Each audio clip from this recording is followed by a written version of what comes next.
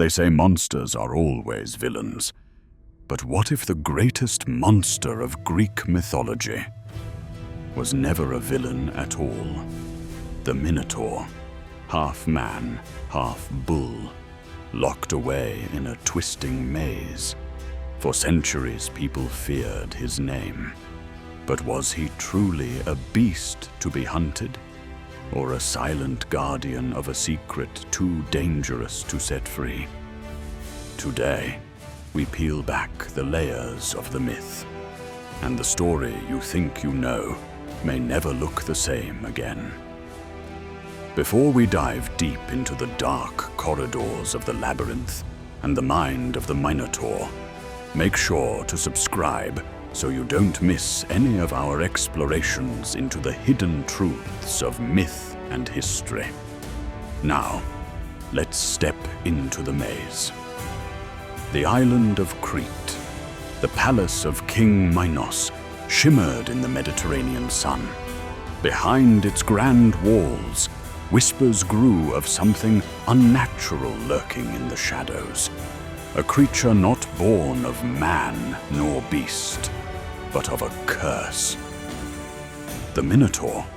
His body was strong, human in shape, yet his head bore the horns and snout of a bull. His breath steamed in the darkness. His eyes carried a sadness no one wanted to see. The story begins with betrayal. Queen Pasiphae, wife of Minos, was cursed by the gods to fall in love with a magnificent bull sent from the sea. From this union came the Minotaur, a child neither fully human nor fully animal. From the moment of his birth, fear clung to him. People saw him not as a child, but as a punishment. King Minos, ashamed and terrified, ordered the brilliant inventor Daedalus to build a prison strong enough to contain him.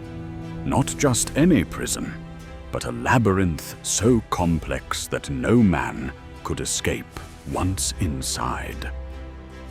Winding passages, dead ends, darkness so complete it swallowed every step. And at its center, the Minotaur lived. But here lies the question. Did he live there as a prisoner or as a protector?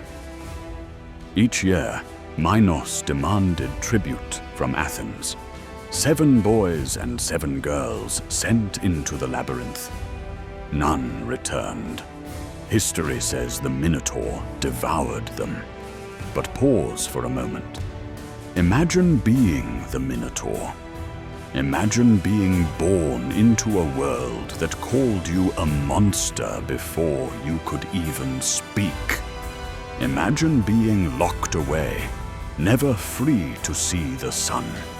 Your only company, the cries of those sent to die.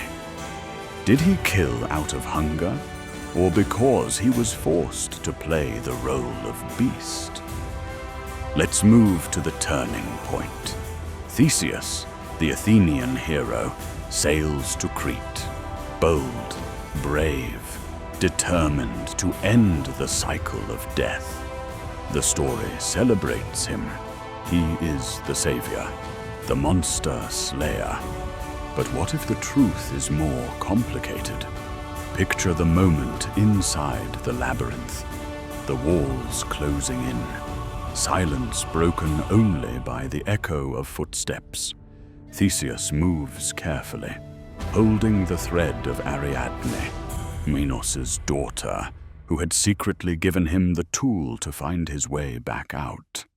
And then, there he is. The Minotaur, a giant figure, muscles tight with years of rage, but eyes burning with sorrow. What went through his mind? Did he see Theseus as another victim sent by his father's cruelty? Or did he see freedom approaching in the form of death? Ancient writers never told us what the Minotaur thought. They gave him no voice.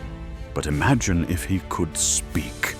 Perhaps he would say, "Do you think I wanted this? Do you think I chose to be the terror of the maze? Every breath I take in this darkness is a punishment. Every scream I hear, I remember. And now you come to end me. Do it, not because I am a beast, but because I am tired of being one." It's easy to label him a monster, but when we strip away the legend, what remains is a story about rejection, exile, and loneliness. Was he a prisoner of stone walls or of people's fear? Let's dig deeper. Why would Minos keep him alive at all? The Minotaur, dangerous as he was, ensured Athens remained under Crete's power. Every year, the sacrifices reminded Athens of its defeat. The Minotaur was less a beast and more a weapon, a political tool, locked away but still controlling nations. And that brings us to the problem. Who truly was the monster? The Minotaur who lived trapped and used as a symbol of terror, or King Minos, who fed innocent lives into the maze to maintain his rule? Theseus slays the Minotaur. That's how the story ends. But let's pause again. Imagine the fight. Not a glorious battle of swords and heroism, but a desperate struggle in the dark. The Minotaur, cornered. Theseus, striking not out of justice, but out of survival. And when it is done, the hero leaves with Ariadne. The Minotaur's body lies alone in the cold maze, his story unfinished. Yet his presence lingers. Why? Because myths are mirrors. They don't just tell us about gods and monsters. They tell us about us. The Minotaur's story is a reminder of how society treats the outcast, the different, the misunderstood. He was locked away because he didn't fit the world's idea of normal. He became a scapegoat, a fear made flesh. But perhaps, just perhaps, he was guarding something greater than himself. Think about the labyrinth itself. Some scholars say it wasn't just a prison, but a symbol of human complexity, of the mind's twists and turns. The Minotaur at its center might represent the truth we hide from, the shadow we refuse to face.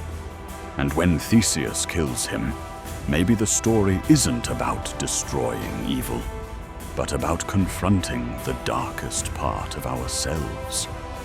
And here lies the climax of our journey. The Minotaur, far from being a mindless beast, becomes a symbol of duality, both prisoner and protector, prisoner of his father's shame, of the god's curse, of his own monstrous form, but also protector of the labyrinth's secrets, of Crete's power, perhaps even of the truth about human fear itself. As we leave the labyrinth, we must ask, who do we call a monster, and why? Sometimes monsters are simply mirrors, showing us the cruelty of our own hearts. So the next time you hear the story of Theseus and the Minotaur, don't just picture a hero and a beast. Picture a child unwanted, a creature cast into darkness, a life written as tragedy before it even began. The Minotaur may have died in the maze, but his story lives on, asking us one haunting question. Was he ever the villain at all? If you enjoyed this dive into the myth of the Minotaur, subscribe for more stories that reveal the hidden sides of the legends you thought you knew.